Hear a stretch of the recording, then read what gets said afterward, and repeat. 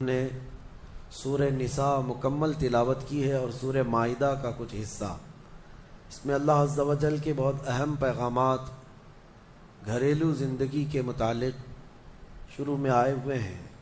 عورتوں کے متعلق جیسے کہ کل میں نے عرض کیا تھا، کچھ عورتیں ایسی ہیں جو تم پر حرام کی گئی ہیں ہمیشہ ہمیش کے لیے، ان سے کبھی نکاح نہیں ہو سکتا۔ ان کا بیان ہے وہ کون سی عورتیں ہیں۔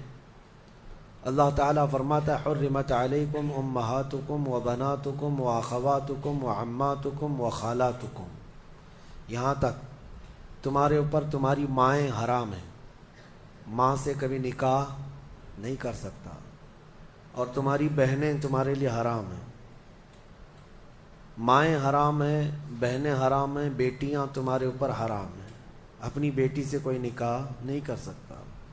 تمہاری پھوپھیاں اور تمہاری خالائیں، یہ وہ جو ابد الآباد ہمیشہ ہمیش کے لیے تم پر حرام ہیں، ان کو محرم عورتیں کہا جاتا ہے۔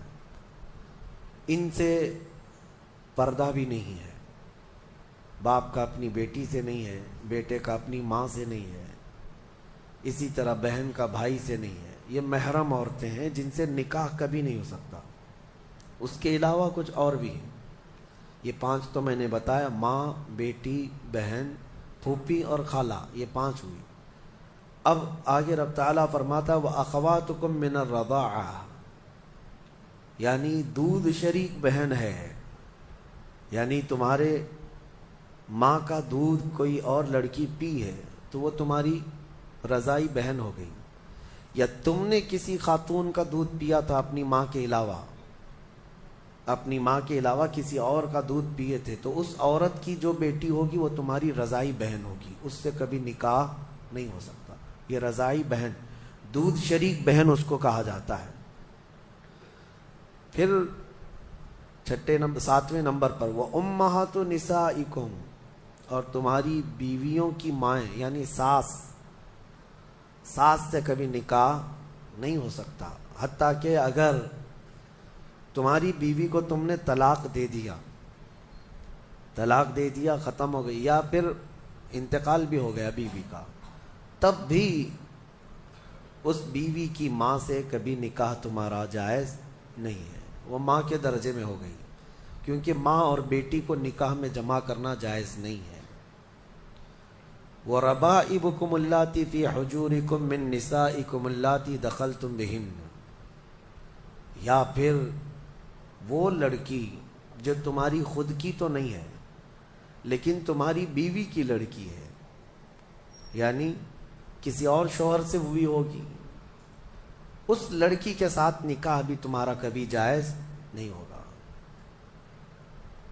اور پھر آگے 2 بہنوں کا ایک نکاح میں جمع کرنا، یہ بھی سخت حرام ہے، یعنی ایک عورت سے نکاح کیا تھا اور اسی عورت کی بہن سے دوبارہ ایک ہی نکاح میں شریک کر لیا، زندگی دونوں بہنوں کے ساتھ گزار رہا ہے، تو وہ سخت گناہ کبیرہ میں مبتلا ہے، حرام ہے، زنا ہے، نکاح ہوگا ہی نہیں، نکاح نہیں ہوگا۔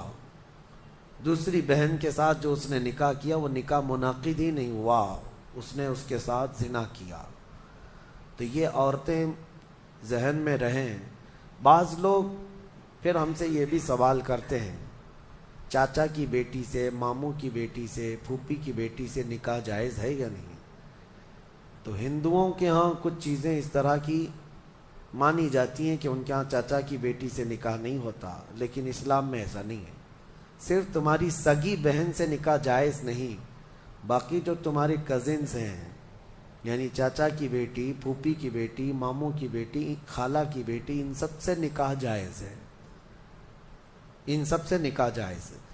بسا اوقات ایسا بھی ہوتا ہے، میں آپ کو بتاؤں، مثال کے طور پر تمہارے ماموں کی نواسی ہے، آپ کے ماموں کی نواسی ہے، یعنی آپ کے ماموں کی بیٹی، ویسے دیکھا جائے تو رشتے میں تمہاری کیا لگتی ہے، وہ بھانجی، رشتے میں تمہاری بھانجی لگتی ہے، تو ظاہر سی بات ہے بہن کی بیٹی سے اور بھائی کی بیٹی سے بھی نکاح جائز نہیں ہے، سگی بھانجی اور سگی بھتیجی سے نکاح جائز نہیں. لیکن اگر اس طرح ماموں کی بیٹی بھانجی لگ رہی اس سے نکاح جائز ہے.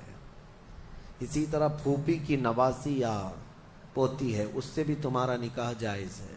وہ سگی بھانجی یا سگی بھتیجی نہیں ہے. تو یہ احکام مسلمانوں کو یاد ہونا چاہیے کہ کون سی عورتیں تمہارے لیے حلال ہیں اور کون سی عورتیں تمہارے لیے حرام ہیں. اب ان کے علاوہ جو عورتیں میں نے بتایا یہاں، جو عورتیں میں نے بتایا، ان عورتوں کے علاوہ جتنی بھی عورتیں ہیں جن سے نکاح تمہارا جائز ہے ان سے پردہ بھی واجب ہے. یہ بات یاد رکھ لیں. جس سے تمہارا نکاح ہو سکتا ہے اس سے تمہارا پردہ کرنا بھی